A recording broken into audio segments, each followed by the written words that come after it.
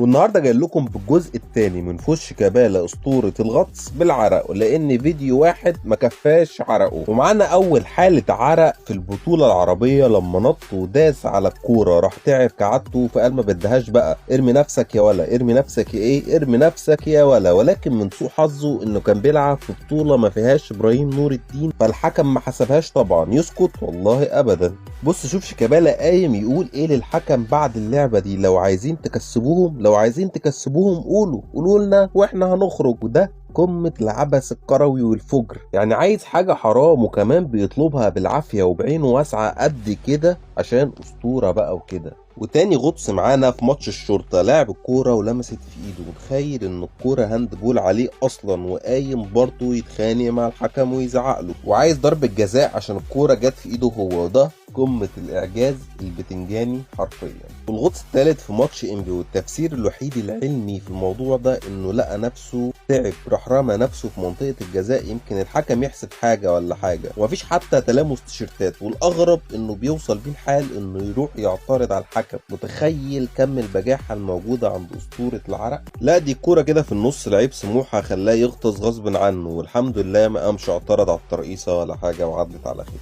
رابع غطس معانا بقى وده مميز قوي. هتقولي ليه مميز يعني يا عم بلال؟ هقولك لانه بيبين الشخصية دي مميزة ازاي من وهي صغيرة، وكان فيه بذرة غطاس ولكن للأسف محدش اكتشفه. غطس أصلي من شيكا وهو لسه ناشئ صغير من غير اي تلامس تماما برضه، وبرضه كان بيعترض ويقوم يتنطط ويصوت ويخبط في الارض.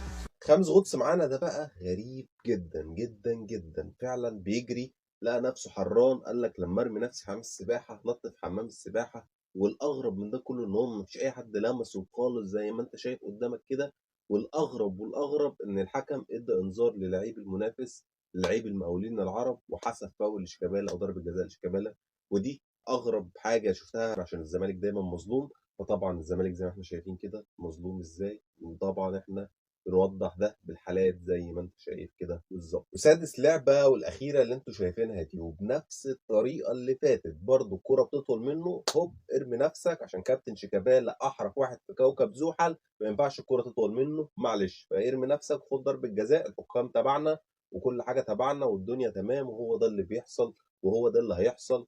شفتوا الجزء الاول كان مليان حالات عامله ازاي، والجزء ده مليان حالات عامله ازاي. تخيل بقى ان كل ده واحد بيقول ان هو بيكسب بالعرق. انت متخيل؟ يعني في عين واسعه اكتر من كده. كل الحالات التحكيميه دي وكل الاغطاس اللي هو بيغطسها دي وبيتحسب له وبيقول ان هو بيكسب انا نفسي مش مصدق العين الواسعه. لو عجبك الفيديو متنساش تعمل شير ولايك وعلى اوسع نطاق عشان يوصل للناس كلها والناس كلها تعرف العرق بتاع شيكابالا عامل ازاي. سلام.